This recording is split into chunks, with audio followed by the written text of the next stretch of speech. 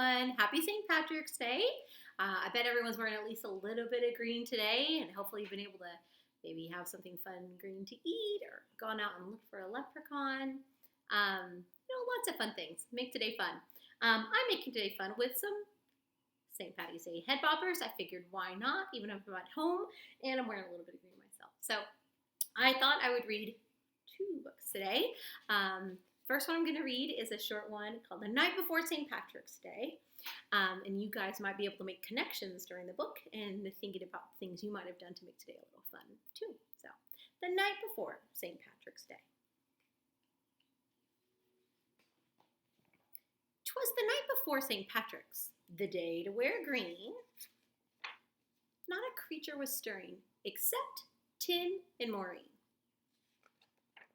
They decked out the den from ceiling to floor with streamers and rainbows and shamrocks galore. Later, they carefully made traps with gold charms and rings. I bet we catch a leprechaun. They love shiny things, for if they caught one, so the legend told, they'd find where he buried his big pot of gold. They set all the traps round the room with great care, in hopes a wee Irishman soon would be theirs.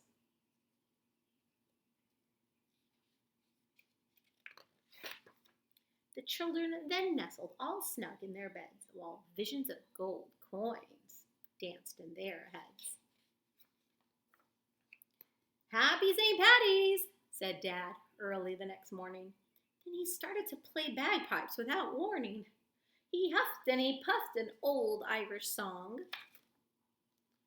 Mom dished out green eggs and sang loudly along.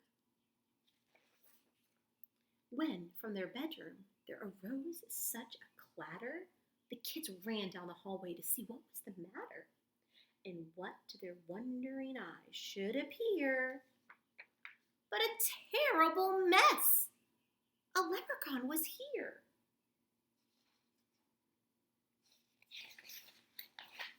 "Be quiet," whispered Maureen. "He's hiding somewhere. When we find him, remember, we must hold his stare. For if you look away, if you so much as blink, leprechauns vanish, quick as a wink."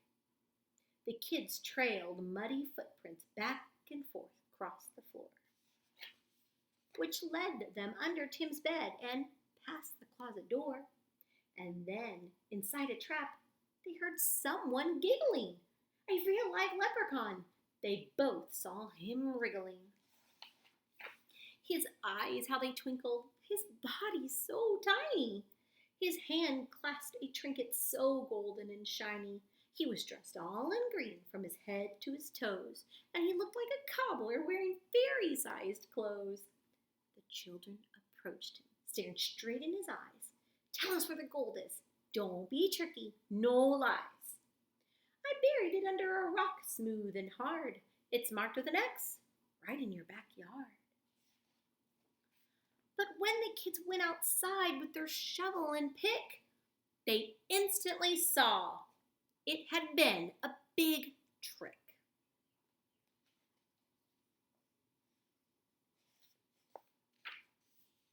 "Ha-ha, I fooled you. It's time to disappear.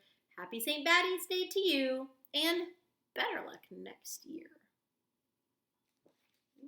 They say leprechauns can be pretty tricky. I've never caught one yet. All right, now, I figured for our second book, since that one was so short, I pulled out an old favorite. Now, this one's pretty great because I don't need to show you the pictures, because this is the book with no pictures by B.J. Novak. Now, parents, if you're kind of listening along with your kiddos today, prepare yourself. You may think it's not any fun to have a book with no pictures, but my kids know that this one can get a little silly. Okay, the book with no pictures.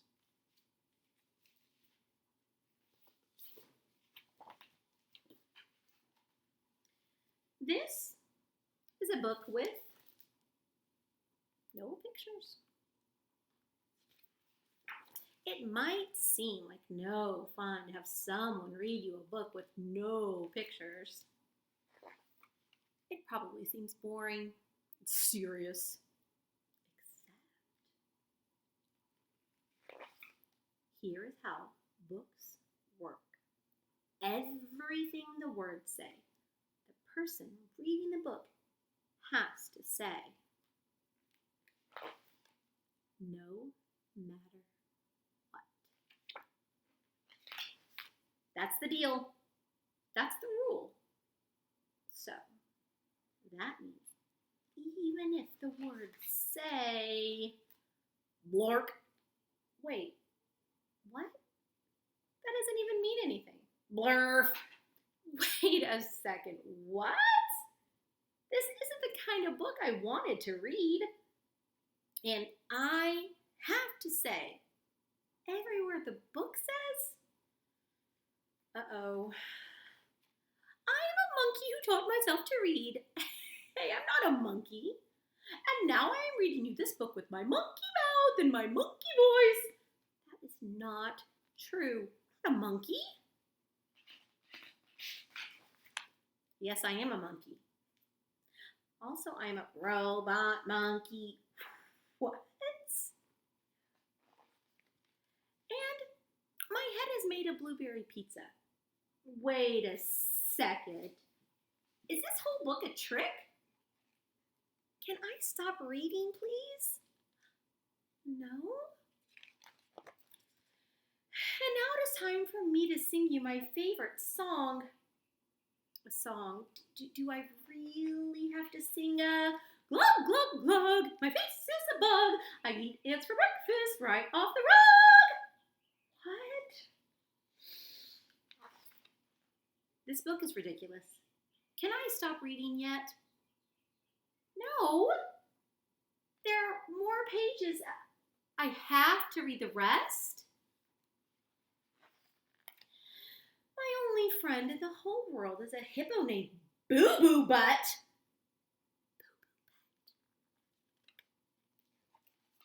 And also, the kids I'm reading this book to are the best kids ever in the history of the entire world. Oh, really? And these kids are the smartest kids too, because these kids chose this book, even though it had no pictures. Because kids know that this is the book that makes grown-ups have to say silly things. And make silly sounds like, oh no, here it comes.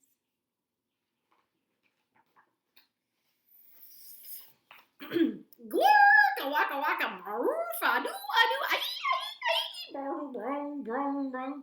Ooh, beep, beep, beep, blaggity, blaggity, bliggity, glibbity, globbity, globbity, globbity, beep, boop, aye, badonkadonk face.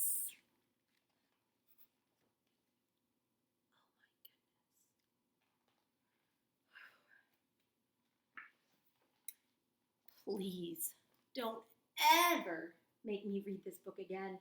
It's so silly. In fact, it's completely and utterly preposterous. Next time, please, please, please, please choose a book with pictures. Please, because this is just too ridiculous to read. The end. Bonk. Aww. I didn't want to say that.